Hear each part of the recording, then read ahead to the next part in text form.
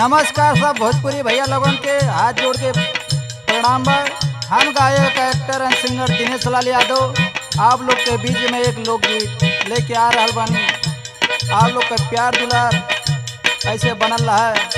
अब मास्टर भैया गोरी हो तुम्हें कैसे पटाई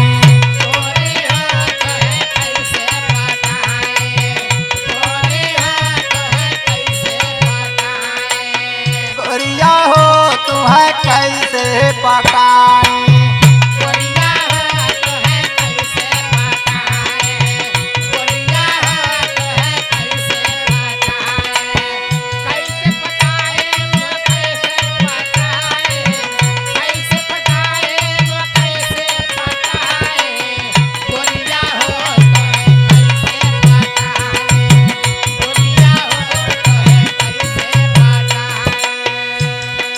रतिया में रहने नहीं आवे ओ नाई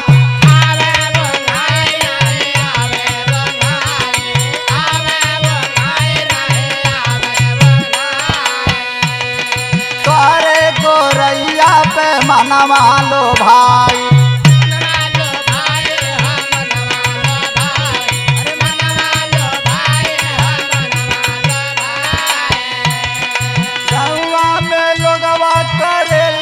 बड़ाई गोरी हो तो आके हम कैसे पटाई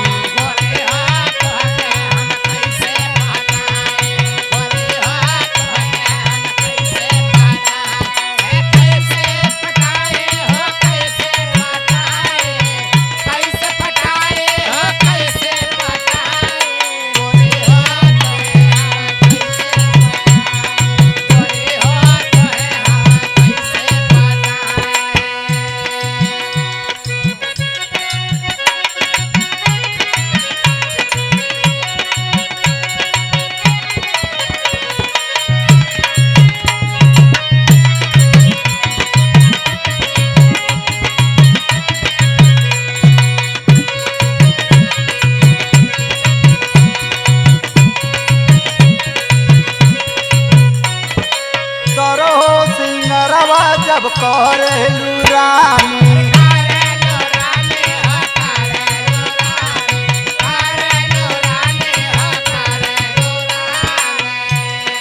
देखी के लोगवन के होले हैरानी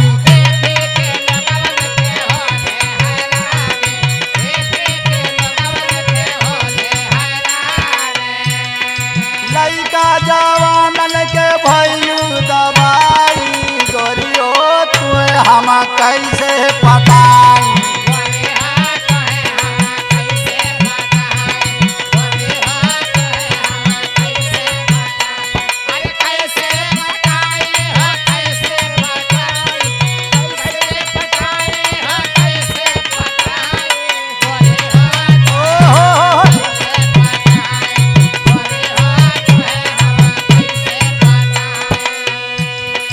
रम के सदीन दवा का देखा परेशानी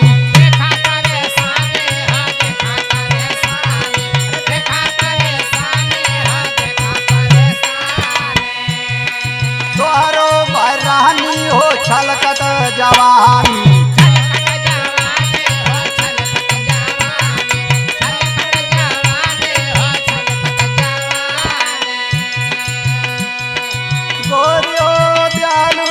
सबके हटाई गोरियो दयाल तू सबके हटाई रानी हो तुम्हें हम कैसे पटाई बोला ये चिड़ै कैसे पटाई